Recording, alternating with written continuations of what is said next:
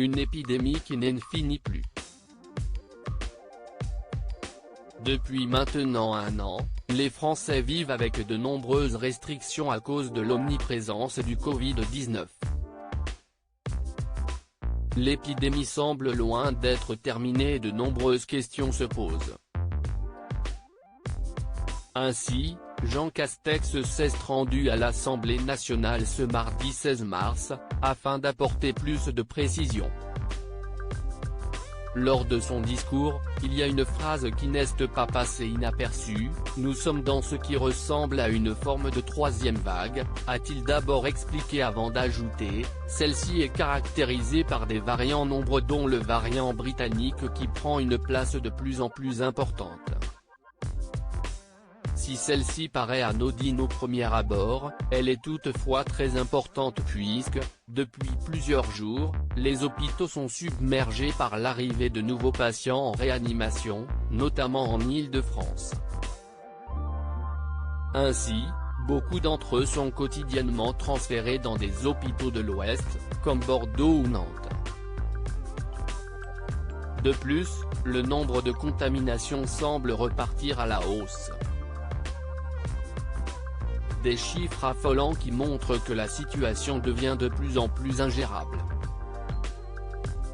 Lors de son discours, Jean Castex a rappelé que l'épidémie de Covid-19 est présente en France depuis maintenant un an.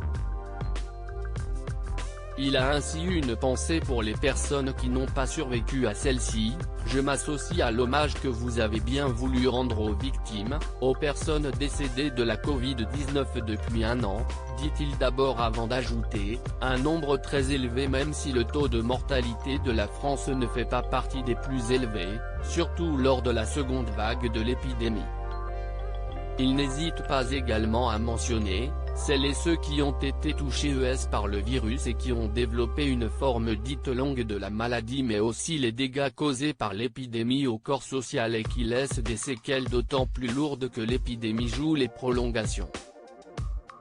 Alors que le Covid-19 est omniprésent dans le quotidien des Français, lors d'une interview accordée à Samuel Etienne ce dimanche 14 mars, le Premier ministre a précisé que la fermeture des établissements est un crève-cœur pour lui. En effet, il a indiqué, « Fermer pour moi des restaurants, des bars, c'est très douloureux. C'est un art de vivre à la française, pas seulement un secteur économique mais on sait que c'est l'un des lieux où l'on se contamine le plus. »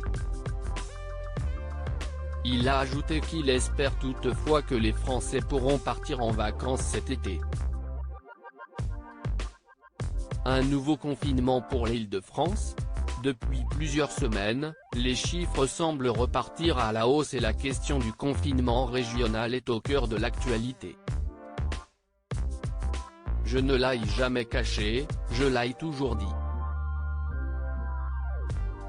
S'il est nécessaire, nous y procéderons, a rappelé Jean Castex lors de son entrevue avec Samuel Etienne. Et concernant la situation en Île-de-France, je prends les mesures qui s'imposent compte tenu des situations locales et territoriales. Il y a en Île-de-France des départements qui ont dépassé le seuil d'alerte maximale, comme en Seine-Saint-Denis.